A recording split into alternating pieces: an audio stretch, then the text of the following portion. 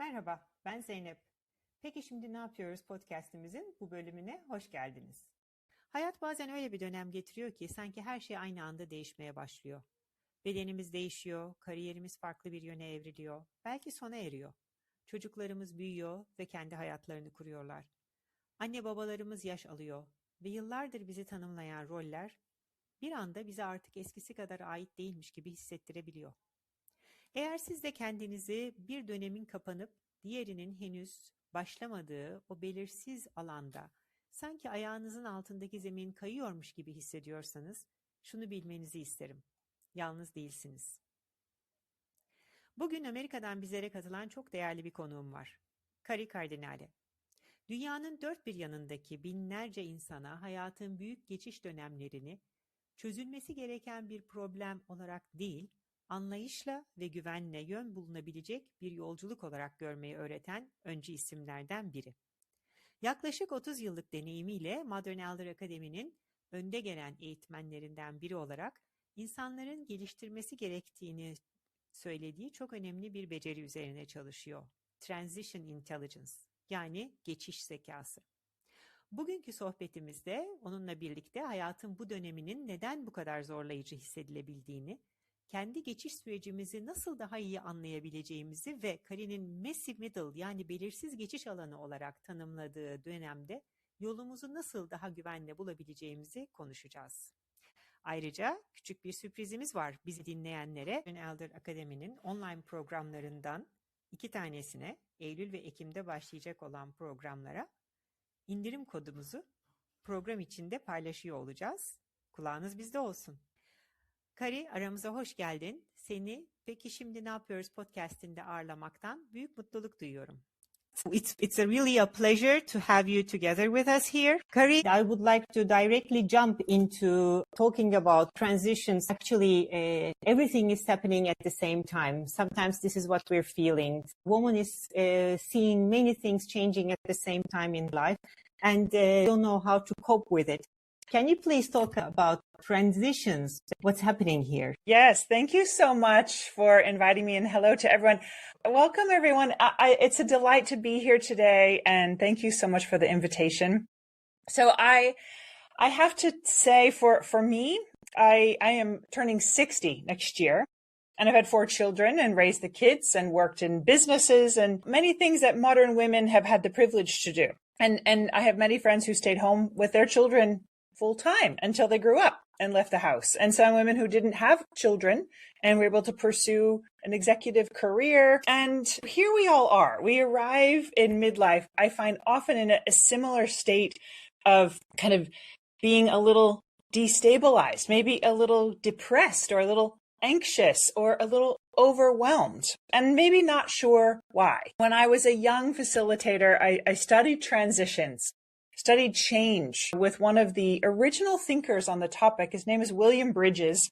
He wrote a book called Transitions in the 1990s. We are part of a generation that is stepping into a world as a woman that our grandmothers or even our mothers may not have lived, that we are living longer than any other generation. In the past 100 years, we've gained 30 years on average of life.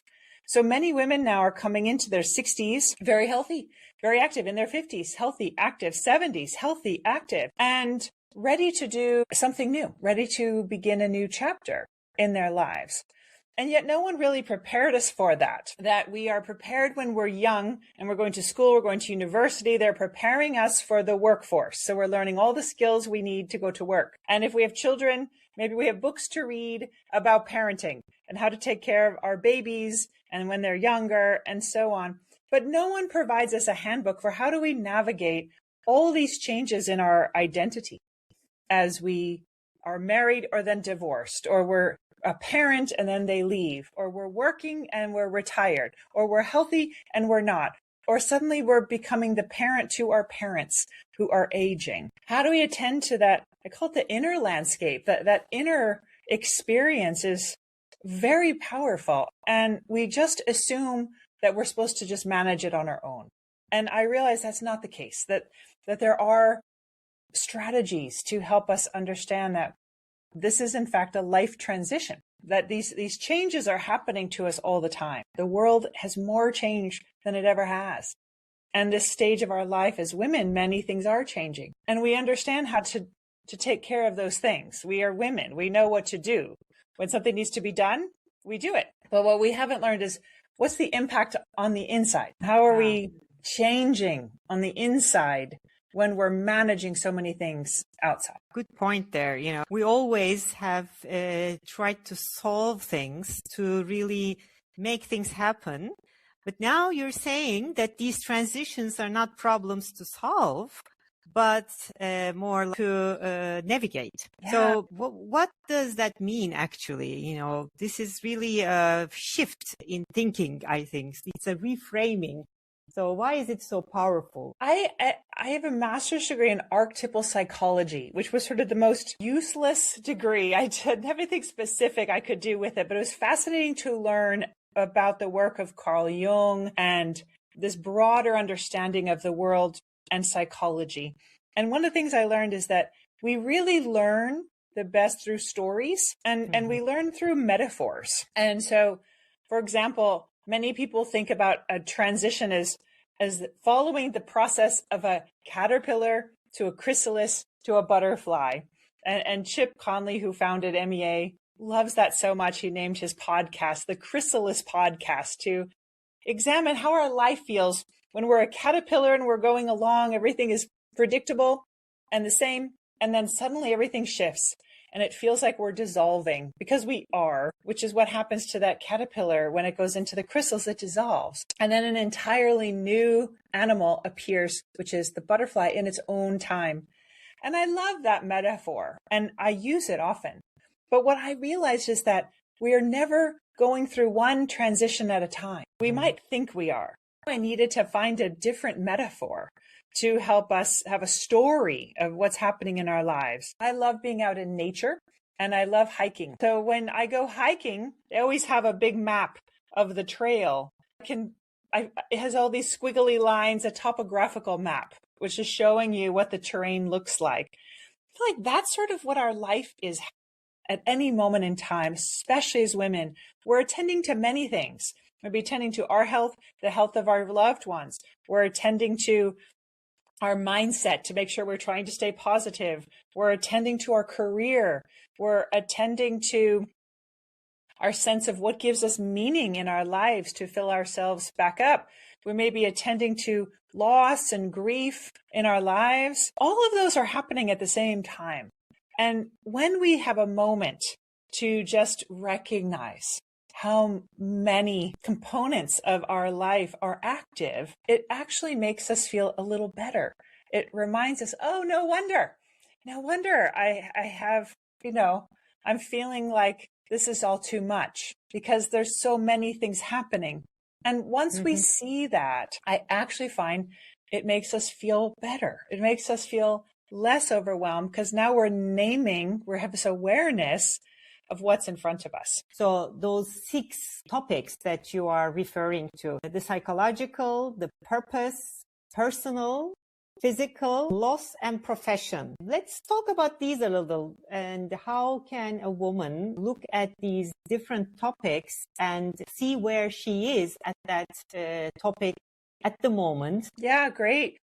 So I developed an assessment. I've been teaching this course on navigating transitions for many years now, about 6 years, to thousands of folks from all over the world. It's very simple, and the link for it will be available for everyone to take. And what typically happens in taking this assessment, you go through each of these 6 areas of life that transitions can pop up and just make a note of which ones are actually happening for you. In fact, I just did something last week where I was teaching this work to some of our alumni at MEA. And I asked everyone, does anyone, feel like you have a lot of transitions in your life? And most people raised their hand. And one woman said, actually, I don't feel like I have any right now. I said, wow, you're the first person that's ever said that. And then we did the assessment and guess how many transitions came up on her map? 20. Wow. And it was a very eye-opening to her that as a woman, she was trained to present herself that everything's fine. But under the surface, her terrain was full of different demands that were pulling on her heart, pulling on her emotions, pulling on her body. So this assessment allows you to see the various terrains. Where do you need to begin your journey? Where do you need to walk? What are some of the areas that have been resolved and are doing quite well that we often as women don't celebrate? Perhaps things are quite smooth and wonderful in our personal lives. You know, we're very happy in our marriage, our kids are great, and that didn't happen by accident. So I find that both ends of the spectrum are very important. Something that's very consuming, lots of change is happening, forcing us to evolve who we are, is important to attend to.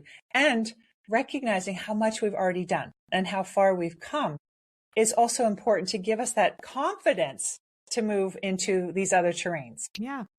And just while I'm listening to you, I would like to do that test myself as soon as possible.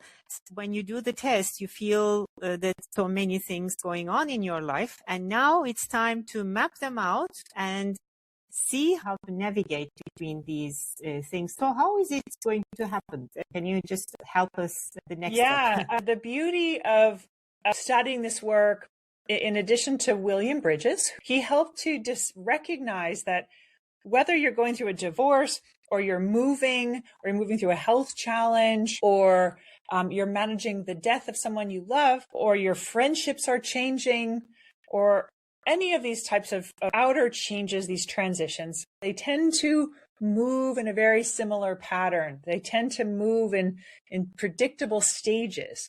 And so to me, as someone who loves hiking and loves nature, that makes sense to me. It's carving the path for me through the woods, that sometimes we feel like we're going into the woods and we don't know where we're going. We don't know who we're going to become on the other side. We don't know where the turns are going to be. And that's true. But if we can have a map, if we can understand that there may be milestones, markers along the way, it makes it much easier. My other good friend and researcher is named Bruce Feiler. Bruce Feiler wrote a book called Life is in the Transitions, and it came out in 2020, right when COVID hit. And he is a brilliant storyteller and writer and researcher. And he researched and spoke with thousands of people around the world to help understand the types of transitions they've experienced, and also reinforce that there are these three stages.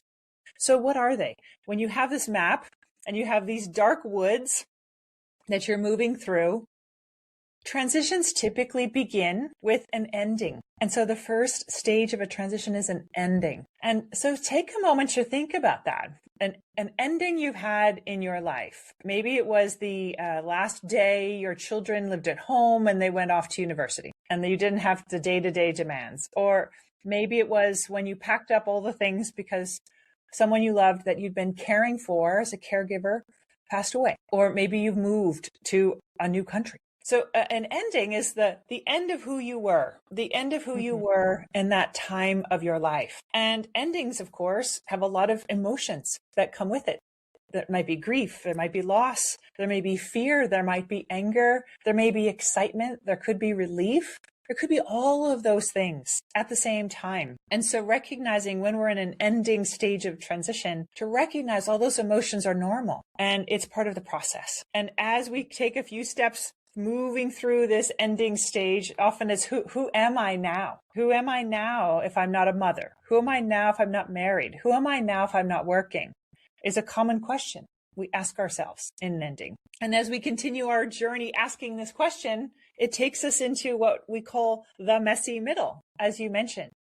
And doesn't it feel like that sometimes? That we feel a little unsure of what we're doing, a little underpurposed, a little foggy, unclear, because what we were doing is over, and yet we're not sure what things are going to look like next. It can be very destabilizing. It can lead to some confusion, sometimes isolation. Sometimes we don't like this place at all, and we may just go back to what we knew because it's too scary, or we may just impulsively jump into something new. So it's a very poignant, it's a special place to be, but very difficult to be in, to allow something new to evolve in our lives. that we may not have ever thought about or imagined. And then that final stage is we're sort of coming out of the woods, and then there's the clearing, and you can see your home, or you can see the car. You've done it. You get to this final stage that's called the new beginning. And as women, we've had many of them, many new beginnings in our lives when we're doing something new that we've never done before. And maybe you've divorced and you're single and you're going on your first date after 20 years of being with one person and being single. Or maybe you've started a coaching practice as a woman and you're working with other women, but you've never done this before. You have your first client. So new beginnings can also have sometimes those butterfly feelings. I've never done this before. And some women in particular feel like they have to have everything perfect, before what we call imposter syndrome, before they'll jump into something new, that being a beginner can be challenging sometimes. So each of the three stages, endings has a lot of grief, and messy middle can have a lot of kind of discomfort, and new beginnings can also have a little bit of fear. But yet they also can be some of the most powerful times of our lives. And often most of us move through very big transitions, and where we are on the other side is better than we could have imagined, or different than we could have imagined. And so there's something magical about the process that we can't always see when we're in the middle of it. I'm trying to map myself in those transitions. Where am I in each of those transitions? I'm not good at really saying something is ending. Yeah.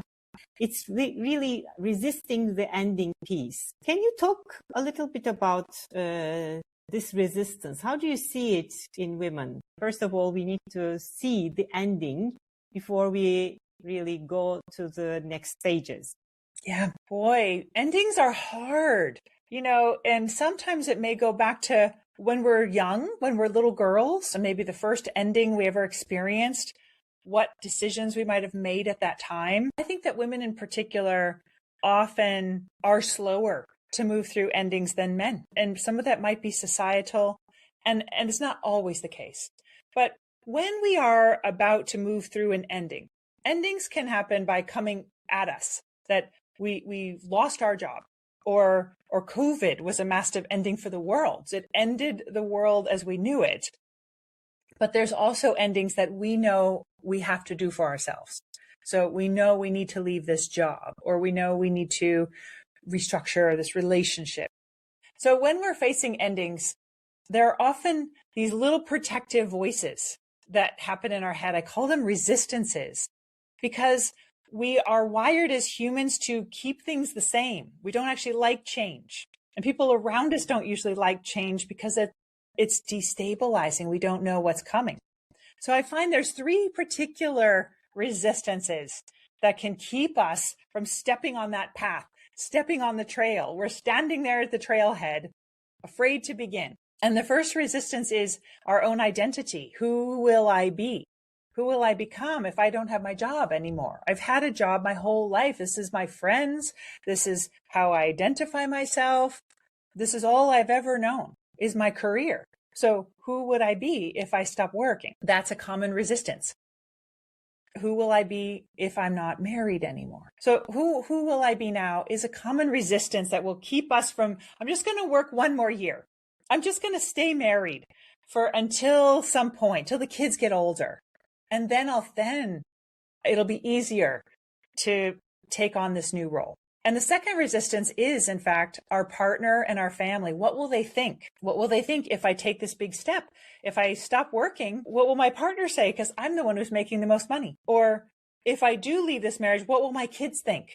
How will it impact them? It'll be hard for them. So I won't. I'll wait. And the third is our friends, our community, even societal opportunities that may be easy or difficult. I have a good friend of mine who didn't get divorced for quite some time because she was worried about all of the neighborhood community and who would become friends with who, and then how she would feel judged by everyone. So those resistances are very common, and they can keep us stuck. They could keep us stuck from taking a step on the path, or maybe we're in that messy middle and those voices are so big that we just stand there in the woods and we don't take a step. And all of us might know someone like that who is just afraid to move and they may stay trapped for years in that place. How are we going to get out of there? What are the type of questions that one can ask themselves? Some of the things that we can do when we're in endings is to create a little ritual. And you think, it's been quite common these days to have divorce parties. I don't know if you've heard of this, but a lot of women who are getting divorced having a party and trying to just celebrate the freedom that's coming. We have many rituals in our society. We may ritualize lighting candles for a special dinner or to honor someone who's passed on. We may create some sort of retirement party if we are leaving. So creating something symbolic when we're in an ending is very helpful to our hearts. It somehow helps us to put these things to rest. So any kind of a ritual is helpful. When we're in the messy middle, sometimes a wonderful strategy is to try something creative that you've never done before, because this messy middle can last longer than we think. On average, Bruce Feiler discovered a transition can last 4 to 5 years. That is a very long time. And so we have to prepare ourselves.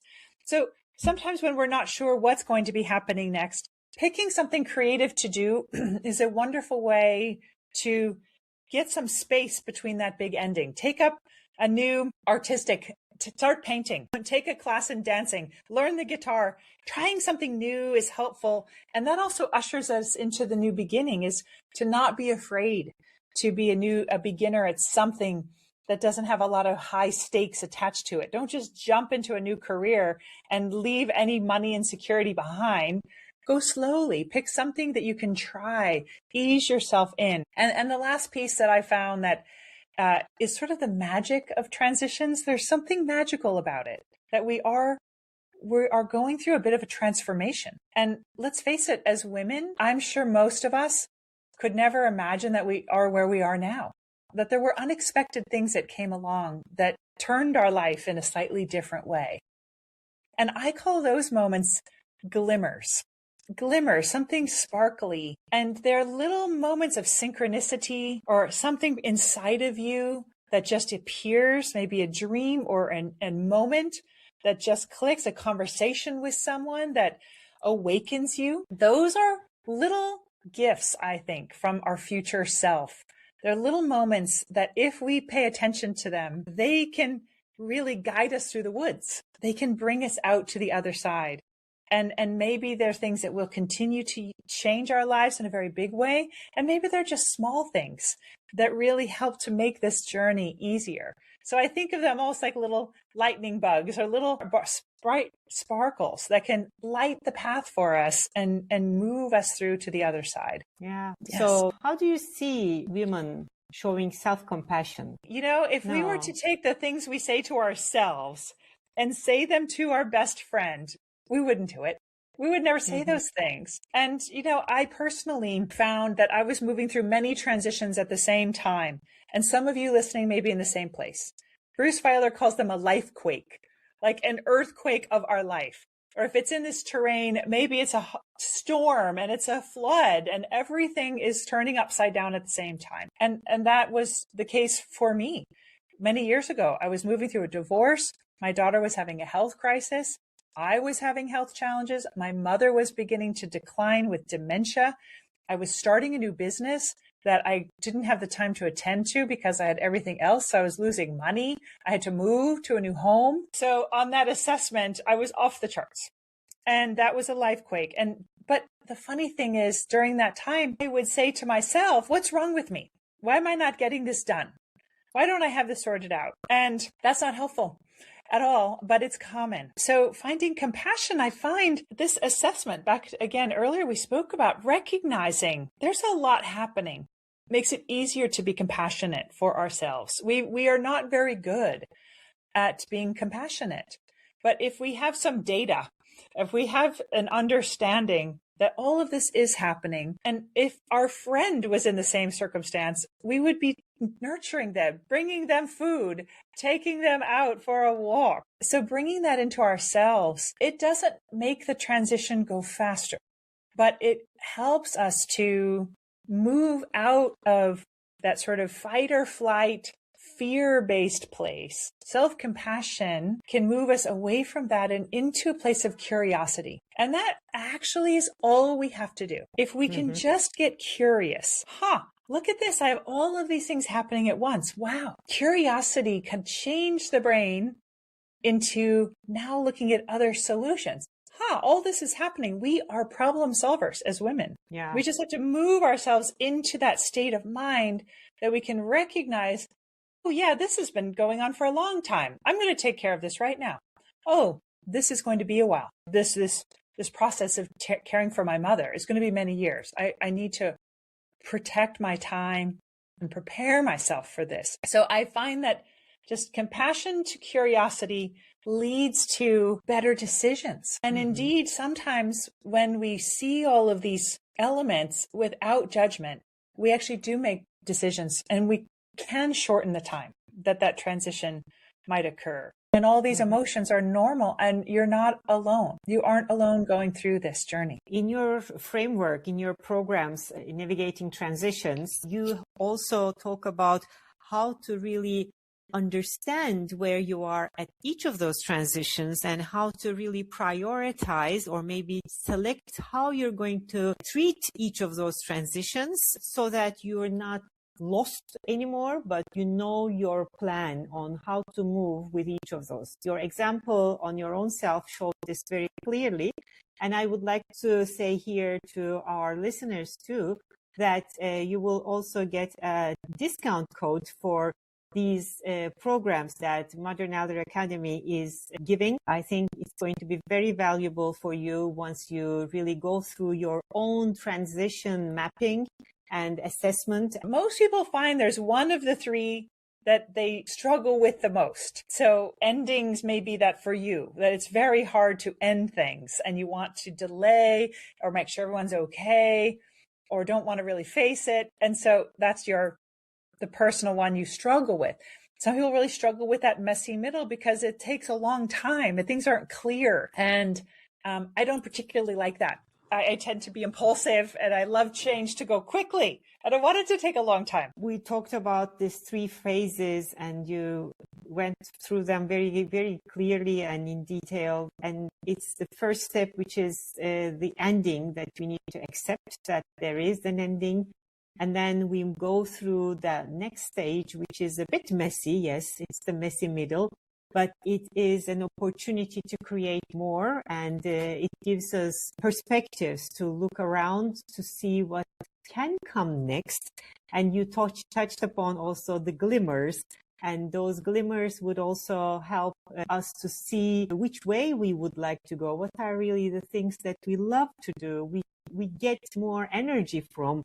And that would help us to see our new beginnings coming up. These three stages is very important to realize that we are in different stages, maybe at different transitions that we are going through. And it's very normal. And it's very important that we give self-compassion to ourselves, to celebrate certain, let's say, accomplishments, but also to leave us room to really enjoy some me times, let's say, so that it's not all overwhelmed. You also mentioned that you need to look at the whole transitions, not one by one, but as a holistic approach. So maybe can you share a little bit about that before we close? So I find that in teaching this model, it helps to bring this awareness of many things that are happening. So for me, for example, if I were to give you the snapshot of what my landscape might look like today, I would say that I'm sort of in a new beginning in my career. I'm writing a book about navigating transitions, about transitional intelligence. So I'm having many of the emotions of a new beginning and being a new author. And so that's very exciting. I'm managing that. So starting with a new beginning. And then in the messy middle, I'm very much in the messy middle as an empty nester, that my kids are grown, but some keep moving back into the house and they are not all financially stable yet. They're still in the messy middle. They don't live at home anymore, but they're growing up and they're getting there. So I'm navigating that, of what that's about. And endings, I recently have had some losses, some tragic deaths in our family that came sort of out of nowhere, that is propelling me into managing a grief cycle that I had been was not active. So for me to be able to recognize these components, death and grief, has it's an ending. And so some ritual, some compassion, knowing that this is going to be a journey, the messy middle, recognizing I need to attend to the fact that this does take some time to get through. The new beginning, any of my own imposter syndrome or nervousness about something new can be creative excitement to move me there. So all of you, I'm sure, can do the same journey. And as we move forward, I can offer you how to break that down into specific steps. Thank you very much for putting it together. We always end our conversations with practical takeaways. So if a woman listening right now is asking themselves, Peki şimdi ne yapıyoruz? Which is, okay, now what? What would be your 5 practical suggestions for navigating this season of change? What you want to do first is to just write down some of the transitions you're moving through in your life. Just write them down, whatever they might be. Caregiving, parenting, professional life, or health, any of those components, just write them down. That's step 1. And that's across your page. Maybe you have a bunch, but just pick a few. 1 or 2 or 3 maybe. But more than 1, because we have more than 1. So I'll challenge you, don't write down 20. That might take a while, but just a few. Most of us can think of maybe 3 that we're navigating at the same time now that this awareness is here. Then underneath each one, write down, how are you feeling about it? How are you feeling about this emotion? Be honest about this transition. What are some of your emotions around this transition? Are you sad? Are you mad? Are you excited? Are you nervous? Are you scared? Are you overwhelmed? Are you stuck? This is for you. Just bringing that to the surface is very helpful. Then the next step 3 is, do you think that this transition is in an ending or a messy middle or a new beginning? What stage do you think that you are in right now in this transition? It's yours. Doesn't matter, right or wrong. And then number 4 is, do you have any voices? Do you have any of those resistances in your head that are happening? Can you listen for them? Those fears of, what will the world say? What will my partner say? What will my kids say? How will I introduce myself if I don't have? Can you grab any of those voices that we tend to just say for ourselves and see if there's any that come to the surface? And then the last thing is, look for a glimmer. Is there a glimmer in your life right now? Is there something that is sort of sparkly to you? Is there something interesting? Do you have a friend who mentioned something that you thought was interesting and then the next day you saw an article about it? Or was there something that's been inside of you for a long time, a dream that you're getting very curious about? So can you think about something, a little glimmer in your life?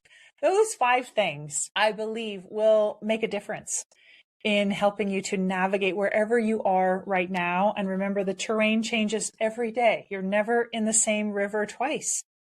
And so just capturing this moment, can you move yourself into that place of curiosity and self-compassion for you and all the tools that have brought you here? A moment of gratitude that you have gotten here because of you, your strength, your wisdom, your strategies, and you can take it to the next step. You can walk any path that you want to. It's really wonderful, those 5 steps, and especially the last one. I love the last one. Find the glimmers. Really, you need to be honest with yourself and open to yourself both. And it's for you. It's going to help you move forward in your transitions. I think that's the critical part. And thank you for sharing this, Kari. I was so delighted to have built a 6-week immersion exploration online on the transitional intelligence. We call it TQ. And people come from all over the world, and we meet once a week for 6 weeks together on Zoom. We play music, we have mindfulness, we have poetry, we tell stories. You meet really interesting people from all over the world. And then every week I send you a module of content, videos from myself, videos from thought leaders, to take you through the retreat workshop experience. And through those 6 weeks, we cover all of this terrain. We cover everything we spoke about today, but in much more detail. So you have this opportunity to really take a look at all of your life right now, mapping where you are, recognizing your strengths and gifts, and then hopefully at the end of the 6 weeks, feeling much better about where you are, making some decisions that maybe you were afraid to make, and feeling a part of a community. Everyone who goes through our programs at MEA becomes part of our alumni community, and it is a robust group of people from all over the world. So it begins in October. We're offering a 20% discount just for all of you for listening for today. That link will be available below. And I hope you'll consider joining us.